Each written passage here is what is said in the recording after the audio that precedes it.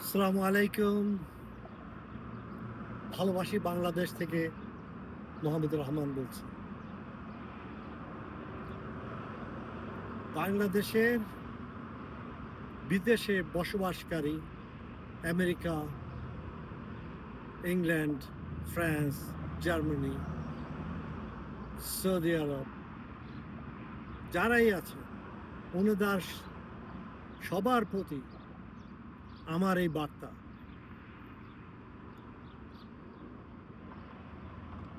5ই August আমাদের যে ছাত্র জনতা বিপ্লব সম্পন্ন হয়েছে, তা হওয়ার পর বাংলাদেশের মানুষের মনের মধ্যে অনেক আনন্দ দেখা দিয়েছে। কিন্তু আমি দেখছি আমেরিকা এবং বিভিন্নখানে বসবাসকারী অনেকে হঠাৎ ঘাবড়িয়ে গেছেন যে আওয়ামী লীগ আবার ফিরে আসে কিনা। তো যাক, আপনাদেরকে বলছি, এই ভয় করার আপনাদের কোন কারণ নাই। Awami League is finish, is over. এটা ইতিহাস থেকে বিলুপ্ত হয়ে গেছে। সন্ত্রাসী, হত্যাকারী, গুম, ধর্ষণ, ব্যাংক ডাকাতি, ভূমি লুণ্ঠনকারী দল ইনশাল্লাহ বাংলাদেশের জনগণের হৃদয় আর আসতে পারবে না। কিছু সংখ্যক আওয়ামী লীগের এখনো সমর্থক আছেন, তাদেরকে আমি বলবো, যারা কোনো অত্যাচার, ধর্ষণ, গুম, হত্যা সাথে জড়িত ছিলেন না এবং কোনো অপরাধের সাথে জড়িত নন, ওনারা আপনারা নতুনভাবে আসেন। আপনারা ভালো করে জানেন, অনেকে উদাহরণ দিচ্ছে মুসলিনির নাৎসি বাহিনী, হিটলারের বাহিনী, সাদ্দাম হোসেনের বার্ড পার্টি, এরা আর কখনো আসতে পারবে না। এদেরকে ব্যান করে না দিলে সেই দেশের উন্নতি হবে না। ঠিক একইভাবে জার্মান ততদিন পর্যন্ত সঠিকভাবে উন্নতি করতে পারে নাই, তারাও সন্ত্রাসীর মধ্যে আশ্রয় গ্রহণ করেছিল। এর কারণেই বিশ্ববাসী জার্মানির নাৎসি পার্টিকে ব্যান করে দিয়ে জার্মানকে সাহায্য করে উন্নতির জন্য। ঠিক একইভাবে আওয়ামী লীগকে ব্যান না করে বাংলাদেশে উন্নতি হবে না, এবং আওয়ামী লীগের অনুসারী যেসব দল এবং যারা আওয়ামী লীগের মতো আবার সন্ত্রাস করতে চান, বাংলাদেশের যে এখন বৃহৎ দল, ওনারা আওয়ামী লীগের মতো সন্ত্রাসের হুমকি দিচ্ছেন, ওনাদেরকে আমরা বলছি আপনারা ভালো হয়ে যান।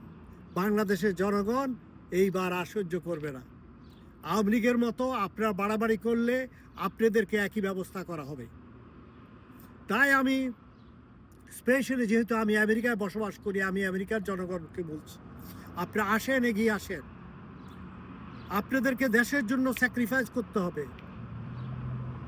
এই দেশের কারণে আজকে আমেরিকা আসতে পেরেছেন, এখন কিছু করেন। কি করবেন? জীবনে তো একদিন মরে যাবেন, টাকা পয়সা সব থেকে যাবে, কি হবে? বাংলাদেশের বাচ্চাদেরকে, এদেরকেও কিছু ধরেন, যারা আপনাদেরকে অদ্ভুত একটা স্বাধীনতা এনে দিয়েছে। 36শে জুলাই বলেন, 5ই আগস্ট বলেন, এটা আমাদের জন্য গর্ব। এটা আমাদের বাংলাদেশের ইতিহাসে এটা হচ্ছে সবচেয়ে বড় সত্যিকারের স্বাধীনতা।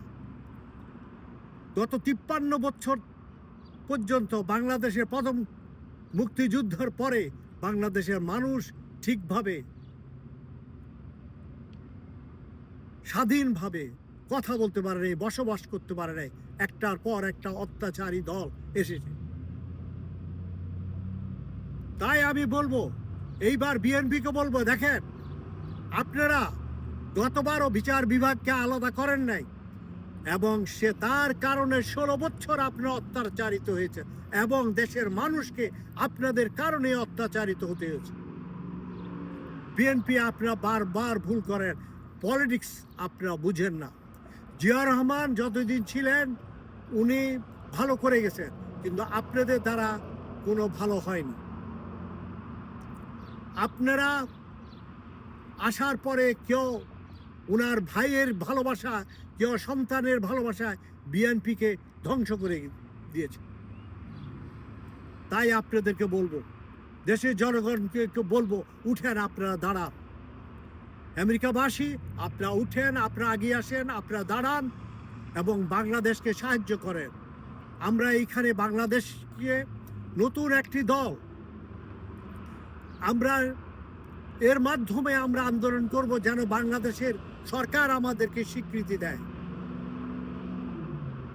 সে দলের নাম হবে রেমিটেন্স শহীদ ছাত্র জনতা পার্টি। আমাদের রেমিটেন্সদের আমাদের অধিকার দিতে হবে। আমরা রেমিটেন্স, বাংলাদেশে বহু পলিটিশিয়ান বাস করে, তাদের থেকে আমরা বাংলাদেশকে অনেক বেশি ভালোবাসি। আমরা বাংলাদেশে টাকা পাঠাই, বাংলাদেশের মানুষকে সাহায্য করি। বাংলাদেশে অধিকাংশ পলিটিশিয়ানরা দেশের টাকা আত্মসাৎ করে তারা বিদেশে পাঠিয়ে দেয়, বিদেশে বাড়িঘর করে, বিদেশে পাড়ি জমায়। আর আমরা বিদেশ থেকে টাকা কামিয়ে আমরা দেশে দিচ্ছি। তো আমরা দেশকে অনেক ভালোবাসি, তাই আমাদের সত্যিকারের অধিকার দিতে হবে।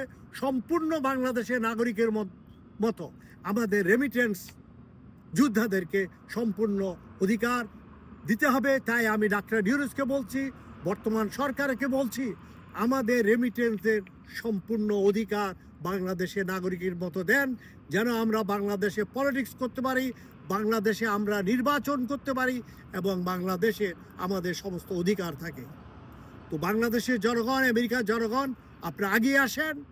ইনশাআল্লাহ আমরা এটা সার্থক করব এবং আপনাদের রেমিটেন্স যোদ্ধাদের জন্য আমরা কাজ করে যাব ইনশাআল্লাহ। আমি মোহাম্মদুর রহমান বলছি, ইনকিলাব জিন্দাবাদ, বাংলাদেশ জিন্দাবাদ। আসসালামু আলাইকুম।